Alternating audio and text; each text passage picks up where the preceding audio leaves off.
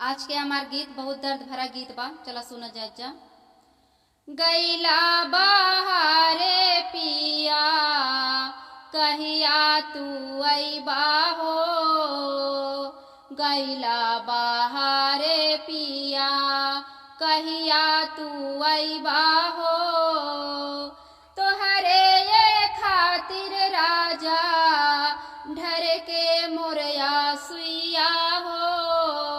तोहरा ही खातिर राजा ढर के मोरया सुइया हो। मैया बाबू तोहार बाजिन कही पुकारई हो। मैया बाबू तोहार बाजिन कही पुकारे हो। नहीं बाटे राजा को गोदी में लालनवा हो। नहीं बाटे राजा को गोदी में लालनवा हो।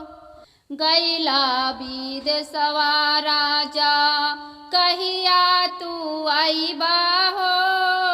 गैला बीद सवाए राजा कहिया तू अइबा हो। काहे खातिर पाड़ी गैला सवतिन के चाकरवा में। काहे खातिर पड़ी गैला सवतिन के चाकरवा में। भैया या भाभी तोहार घर से ढाके लई हो। भैया या भाभी तोहार घर से ढाके लई हो।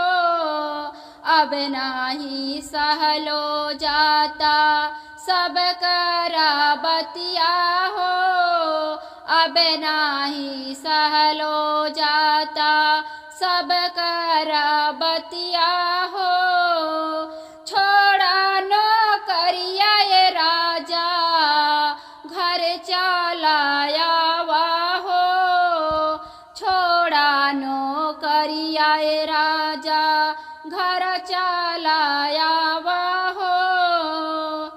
छोटका भैयावा तोहार झोटिया ऊपर हो। लहुरी बाहिनिया तोहार चिमटा से दागई हो। नहीं देली हमरा के पेट भर भोजनवा हो। नहीं देली हमरा के पेट भर भोजनवा हो। छोड़ा नौकरिया ये राजा घर चलाया हो। छोड़ा नौकरिया ये राजा घर चलाया हो। गैला बेद समय राजा कहिया तू अइबा हो। गैला बेद समय राजा कहिया तू अइबा हो। तोहरे खातिर तड़पत बाटे जियरा हमारा हो। तोहरे खातिर तड़पत बाटे जियरा हमारा हो। घर बतिया बानी जाते हो।